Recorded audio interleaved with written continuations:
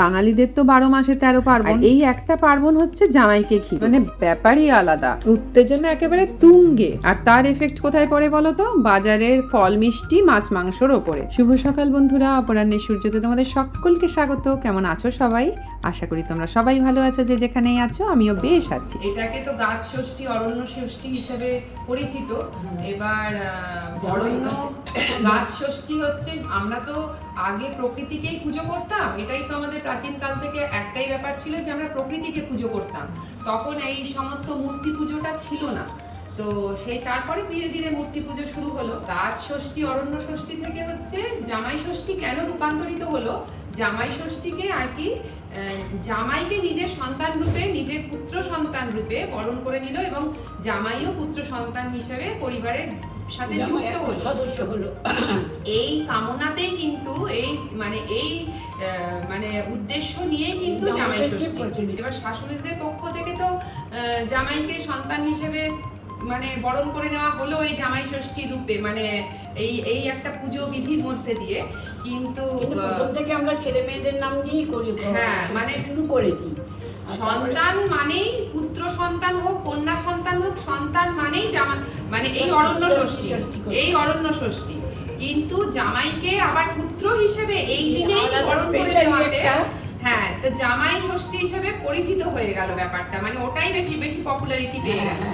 কিন্তু শাশুড়িরা, আমার একটাই কথা বলা, শাশুড়িরা তো জামাইকে পুত্র হিসেবে বরণ করে নিচ্ছে এই অনুষ্ঠানের মাধ্যমে, এই ধর্মীয় অনুষ্ঠানের মাধ্যমে।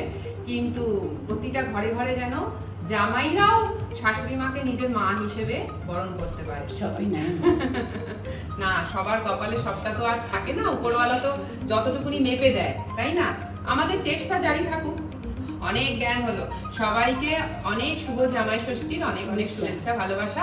আমরা পুজো শুরু করব আজকে। মহারাজ আবার অফিস যাবে বলে দিয়েছে। এবছরের জামাই ষষ্ঠীটা 2026-এর দুটো ভাগে, আমিষ জামাই ষষ্ঠী, নিরামিষ জামাই ষষ্ঠী। কারণ যেহেতু শনিবার পড়েছে, শনিবার দিন জামাই ষষ্ঠী হওয়াতে এবছর আমরা চিন্তা করেছি শনিবার আমরা মাছ মাংস বাড়িতে তো রান্না করি না, সেই জন্য নিরামিষ ভাজা, ডাল, পোস্ত, যেটা চাটনি, যেগুলো ভালোবাসে মহারাজ, সেটা খেয়ে অফিস যাবে। তার আগে বাটা দেওয়া হবে, আর রবিবার কালকে মাছ মাংস ধুম চলবে আর কি। চলো।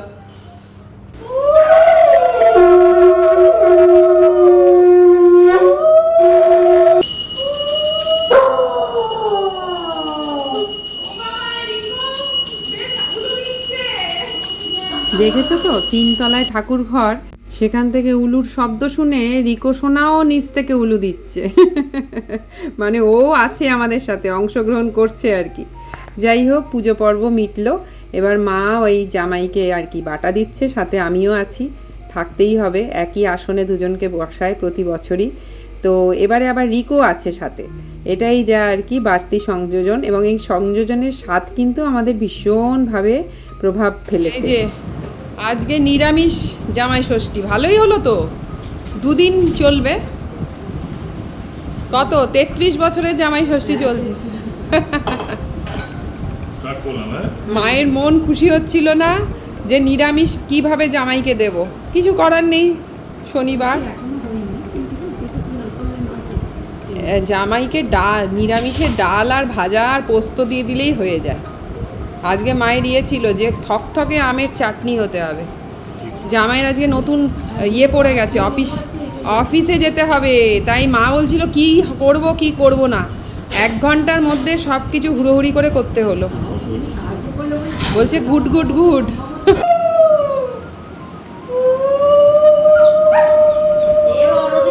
মহারাজের ব্যবস্থা তাড়াতাড়ি করে মহারাজ এখন অফিসে চলে গেছে। আর এখন হ্যাপিকে আজকে অফিস যেতে দিইনি, ও বাড়িতেই ওয়ার্ক ফ্রম হোম করছে, আর সাথে একটুখানি ডেকে তুলে নিয়েছে। এখন প্রায় 1:30 মতো বাজে। আমি হ্যাপিকে বললাম তুই তাড়াতাড়ি চল, আর কখন বাটা দেবো, কখন হলুদ সুতো দেবো, কখন পাখার বাতাস করবো, চল তুই চল। আর রিকোকে নিয়ে এবার বসিয়েছি, দুজনকেই করাবো। রিকোকে তো একা সামলানো বিশাল একটা টাফ ব্যাপার। তো যাই হোক, খুব মজা করছিলাম, যা কিছুই করছি রিকোর আর কি সবার আগে চাই। এই ব্যাপারটা আমাদের খুব ভালোই লাগে।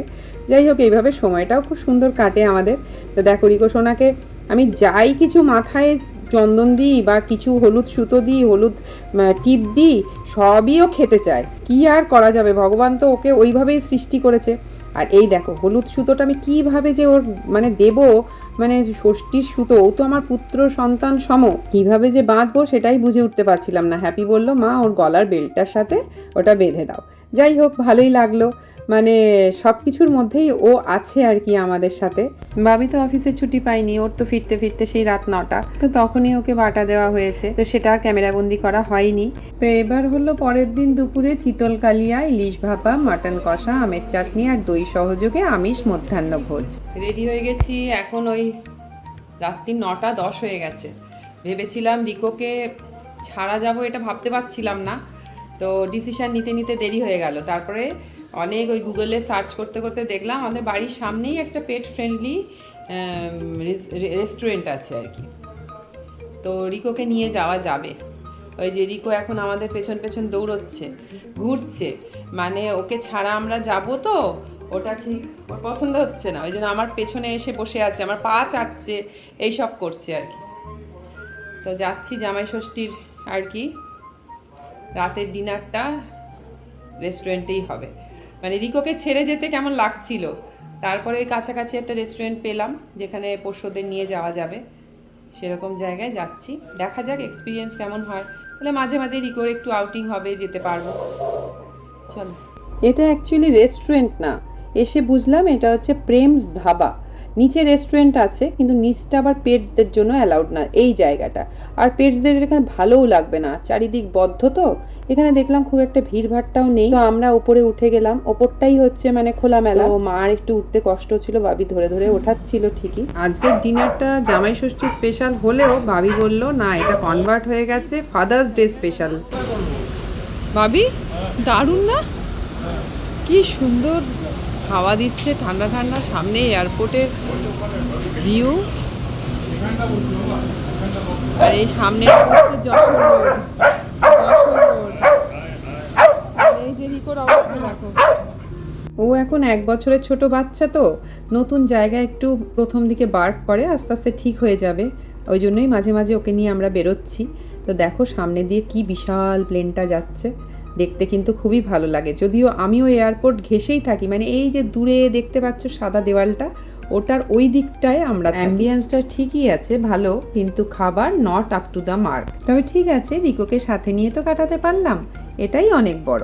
চলো আজকের মতো এতটুকুই, দেখা হচ্ছে তোমাদের সাথে আবার পরের ব্লগে। তোমরা সবাই খুব ভালো থেকো।